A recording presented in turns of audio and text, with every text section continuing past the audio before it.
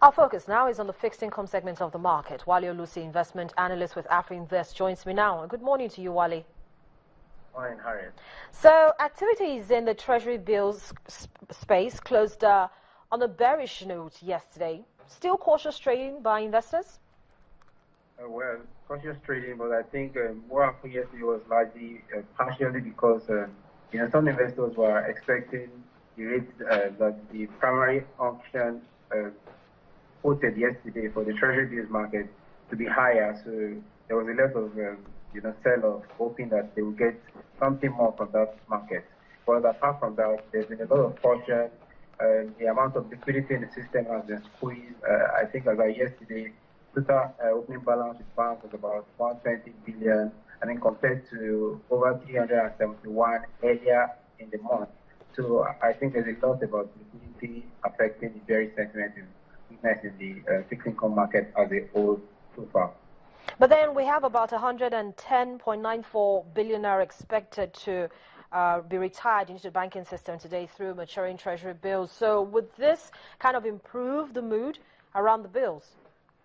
Yeah, well, what that simply means is that an amount is maturing, but the central bank is also rolling over another, so it's likely going to have that it's going to offset each other, because the same amount that is maturing is also going to be rolling over, so it has almost no effect on liquidity. But we think the impact of the higher inflation, the expectation about MPC next week, I think that those are some of the big issues for investors. The price assets in the fixed income market at the moment. I mean, a lot of pressure coming from inflation. Real returns, have been largely depressed by an inflation that is nearing 14%. With the highs coming from oil prices, the inflation number is expected to probably cross 14% come May figure. So these are some of the big issues for investors, actually in the fixed income market, where real return is something they are really concerned about.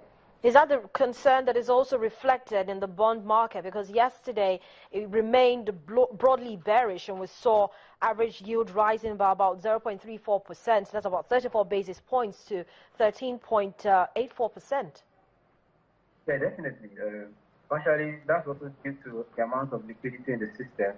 But if you look at how the repricing of bond assets, looking at the inflation number, yes, that's part of the issue that we think affects the bond market. The amount of liquidity affects bond market asset price, because we need liquidity to fund day-to-day activity across the bank. So if the banks have some assets logged in some of these bond instruments, they probably want to sell down so that they can meet their daily cash requirements. So bearish sentiment in the bond market, there's a whole lot of issues. Apart from that, some provisioning for FX. Some of the provisioning for FX, the last few weeks, we've had a lot of back and forth with that. Huge amount of money provisioned for FX during the week, and amounts to be refunded. All of these have impact on the amount of liquidity in the system. And with that, you have a lot of fixed income market instruments affected by what the banks need to do, what investors are pricing, and of course, all the pressure in the economy as well. You should expect investors repricing assets. There's a likelihood for MPC to probably raise NPR next week. Looking at what has happened to inflation, the last time we had a galloping inflation about 12.8%, MPC raised that number. They had to hike NPR by about 100 basis points. So with what we have now, 13.7 or thereabout percent inflation for April, there's a huge likelihood that the Monetary Policy Committee will also respond to NPR. So some of these are the big issues that will affect yield on bond yield going forward, and of course, investors are going to be looking at all these issues as they price it in. What's your forecast? Most analysts are saying or are expecting a 200 basis points increase in NPR from the current number that we have. What's your forecast? What do you think will happen? Well, for us, what we think is that if inflation is about 13.7% at the moment, real return is already negative. But the big issue is the fact that May inflation is going to be even higher, probably crossing 14%. So if you do that month on month, our number is looking at 16%. But you know, if we adjust it a bit for the fact that this price increase was mid-May, maybe we are looking at 14.5 or something close to 15. So if the MPC is going to do something really significant for NPR, about 2 basis points will make sense on what, 200 basis points will make sense on what we have. That way, you have, you know, been able to cross the likelihood of the higher inflation in May. So maybe 15% likelihood is not in doubt. Wale, thank you so much for your time this morning and your perspectives as well. Thank you very much for having me, Harriet. Good morning. Good morning to you.